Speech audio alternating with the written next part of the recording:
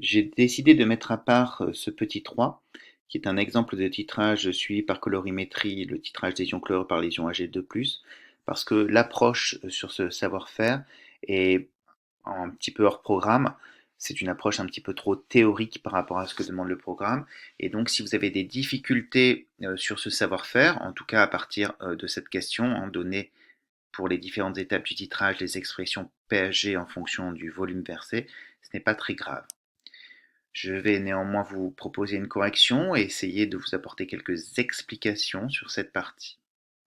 Ici, on verse progressivement dans un volume V0 de 20 ml d'une solution de chlorure de sodium d'une concentration de 5,10-2 mol par litre, un volume variable V d'une solution de nitrate de mercure à 5,10-2 mol par litre.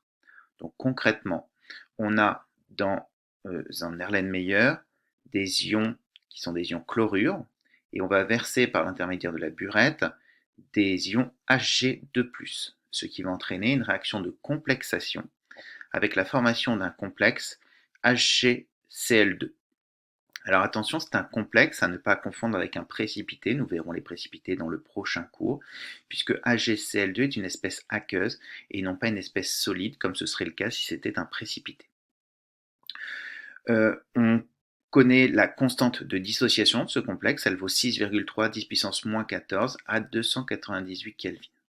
J'en profite pour vous faire remarquer que cette approche est différente de ce que nous avons pu voir dans le début des titrages, puisque cette fois-ci, le cation se trouve dans la burette.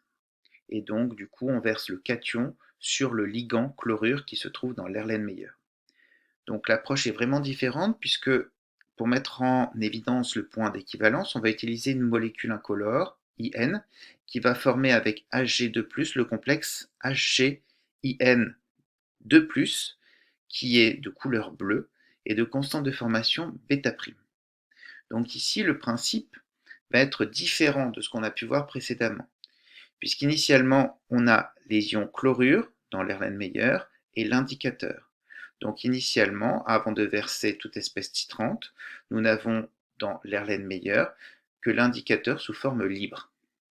Puis, on verse dans l'Erlenmeyer les cations Ag2+.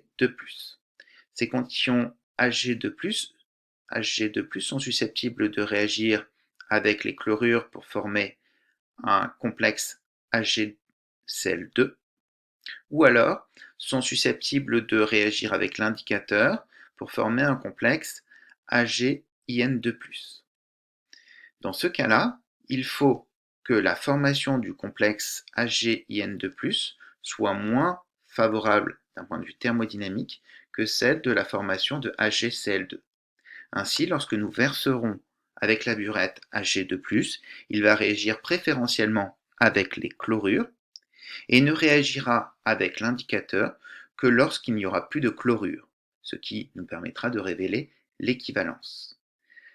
La solution va donc être incolore tant qu'il y aura des ions chlorure dans l'Erlenmeyer pour que les Hg2+ réagissent avec les chlorures.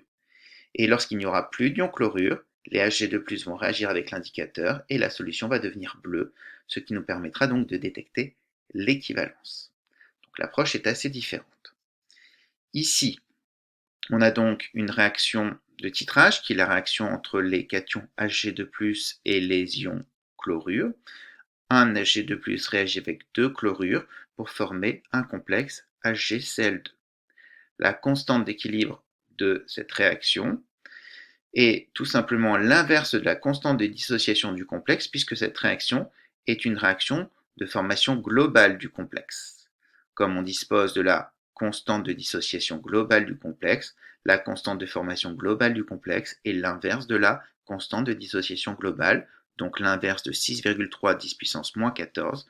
On a donc une constante d'équilibre pour cette réaction de 1,59 10 puissance 13. Cette réaction est donc bien quantitative et a priori adaptée pour un titrage. On nous demande ensuite de déterminer le volume Vec versé à l'équivalence. À l'équivalence, nous serons donc dans des proportions stoichiométriques. Les proportions stoichiométriques sont telles que la quantité de matière de Hg2+, divisé par le nombre stoichiométrique, c'est-à-dire divisé par 1, est égale à la quantité de matière d'ion chlorure divisé par le nombre stoichiométrique, c'est-à-dire divisé par 2. Concrètement, on obtient donc que la quantité de chlorure est égale à 2 fois la quantité d'Hg2+, à l'équivalence. On peut donc déterminer le VEC avec les données de l'énoncé, et on le trouve égal à 10 ml. Pour ces deux premières questions, vous devez tous être capables d'y répondre. Par contre, pour la suite, c'est un petit peu différent, c'est relativement théorique et finalement assez peu intéressant dans le cadre du programme. Néanmoins, j'ai décidé de proposer cette approche théorique de manière à vous faire comprendre le principe de fonctionnement, de choix plutôt, de l'indicateur coloré dans ce type de titrage. Ici, j'ai déterminé l'expression de PHG avant VEC pour un volume versé strictement inférieur à VEC, et j'ai trouvé cette expression de PHG. Ici, j'ai déterminé pour le volume V égale VEC l'expression du PHG, donc à chaque fois, j'ai utilisé un tableau d'avancement. Évidemment, je suis obligé de décomposer, puisque avant le volume à l'équivalence, nous avons comme espèce limitante Hg2+. Après VEC, nous aurons comme espèce limitante les ions chlorure. Et à V égale VEC, nous avons introduction des deux espèces dans des proportions stoichiométriques. On a donc des tableaux d'avancement qui sont différents et des expressions de PHG qui vont être différentes suivant les différentes phases du titrage. Donc voici l'expression de PHG obtenue pour un volume strictement inférieur à VEC, voici l'expression de PHG pour un volume égal à VEC, et voici l'expression de PHG obtenue pour un volume supérieur, strictement supérieur à VEC. À quoi ça sert de déterminer ces PHG? Eh bien, ça permet de déterminer, de représenter une courbe de PHG en fonction du volume versé et de se rendre compte qu'on a une grosse fluctuation de PHG à l'équivalence. Étant donné qu'on a une grosse fluctuation de PHG à l'équivalence, on va pouvoir déterminer quel indicateur coloré est adapté dans le cadre de ce titrage. J'ai ici demandé de tracer le diagramme de prédominance de l'indicateur coloré en fonction de PHG. Ça, c'est un savoir-faire que vous devez pouvoir réaliser. Vous mettez donc une frontière qui correspond à log de bêta', bêta' étant la constante de formation globale du complexe HgIn2+. En dessous, pour un PHG inférieur à log de bêta', l'espèce prédominante est l'espèce complexée HgIn2+. Pour un PHG supérieur à log de bêta', c'est l'espèce IN qui prédomine. Dans le cadre de ce titrage, nous allons avoir un début de titrage avec un PHG qui sera relativement élevé, puis qui va fortement diminuer à l'équivalence, et il faudra choisir l'indicateur de manière à ce que on se trouve dans le domaine de prédominance et même de majorité de la forme IN avant l'équivalence, et qu'on se trouve dans le domaine de majorité de la forme HgIn2+, après l'équivalence. Ainsi, en une goutte versée, on passera du domaine de majorité de IN au domaine de majorité de HgIn2+, avec un changement de coloration et l'apparition de la couleur bleue.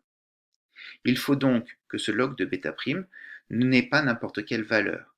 Il faut un log de bêta' qui corresponde à peu près à la valeur du PHG qu'on aura lors de ce titrage lorsque V sera égal à VEC. On pourra donc avoir ici les PHG avant VEC, ici les PHG après VEC, ici la valeur de PHG à VEC, et donc constater l'équivalence avec cette variation de PHG qui provoquera un changement d'espèce majoritaire, et donc IN n'étant plus majoritaire et HgIn2+ devenant majoritaire, un changement de couleur de la solution.